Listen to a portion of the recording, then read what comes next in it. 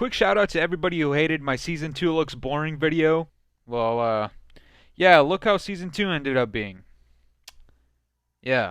And now the roadmap for Season 3 comes out, and my oh my, the Call of Duty emotional roller coaster continues. Not gonna lie, looks kinda good. Yo, what's going on, guys? This is the boy Fooly, and I'm bringing you guys another video right here on Black Ops Cold War. And today we're gonna be talking about the Season 3 roadmap that just came out a few hours ago, and overall, the content, which is pretty goddamn good, I'm not gonna lie. But before we get into anything, make sure to leave a like on this video if you enjoyed and subscribe if you're new. We're literally at the finish line for 600 subscribers, so hit that sub button if you haven't already, and let's get right into it. So if you're a new viewer of mine, or you barely subscribed to me towards the beginning of Season 2, then you would know that I've been hard roasting this game for the last couple of months, because honestly, I don't sugarcoat anything. The last two seasons have been ass, alright? They've been really boring, and they haven't had enough content, especially not 6v6 content. But then this morning I wake up to a strange message saying that Standoff is coming to Black Ops Cold War, and I'm not too surprised that Standoff is coming back. A lot of people have been requesting that map, and Call of Duty is notoriously known over the last few years to just remake maps instead of making new content. I was pretty hyped for Standoff coming back, but I wasn't excited for Season 3, if that makes any sense, until I saw the roadmap come out for Season 3, and I gotta say, guys, this new season looks like it's actually giving us a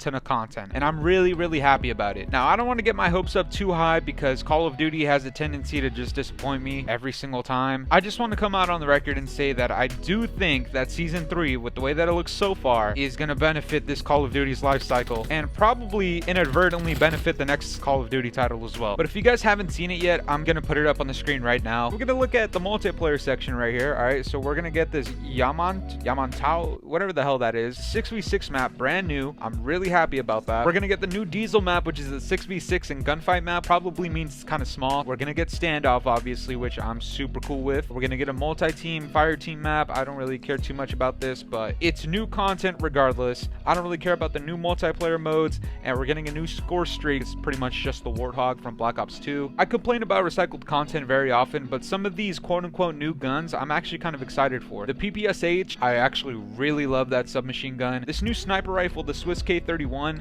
it's pretty much just going to be like a Kar 98 from Modern Warfare 2019, which is, I mean, I got no words for that. And then we have the ballistic knife, which I'm actually kind of excited is coming back. And then we have the Kar V2, which is the G11 from Black Ops 1. We have the AMP63, which is pretty much a Cap 40 from Black Ops 2. It's a fully automatic pistol, and a baseball bat, which I don't give a flying about that. New operators, I don't give a flying about that, but Captain Price is in it, so that's kind of interesting. But that's all the content that's going to be coming out in Season 3, and honestly, guys, like I said before, some of it might be recycled content, that's true, but it's significantly a lot more content than what was in Season 2. I mean, yeah, some of it is recycled content. I completely agree. I'm not an Activision cocksucker. Trust me, I'm the last person to be that. But the fact remains that there's just generally a lot of content in that, alright? I've been an advocate of hating recycled content and not really messing with Activision all that much, but I kind of gotta give it up to Treyarch for this one. Season 3 looks like it's the older, cooler brother of Season 2. Because Season 2 sucked. Season 2 was ass. I don't think anybody would disagree. Season 2 was not fun. And there's going to be a lot of people who are going to say, well, Season 2 was pretty bad, and you said Season 2 was horrible. How are you now switching up to saying Season 3 looks like it's going to be really good? Listen, I've said this before about Call of Duty, and especially with this game right here. This game makes me feel like I'm Kanye fucking West. There's times where I absolutely abhor this game, and sometimes this game looks like it's got a spark of life in it, and honestly, this is just one of those times. Also, the Battle Pass for Season 3 is probably already been leaked, but I haven't seen it yet. All I want to say is I hope there's some free reactive camos in there. That's probably not going to happen, but I would love free reactive camo that you don't have to pay for the battle pass to obtain. I know they're bringing a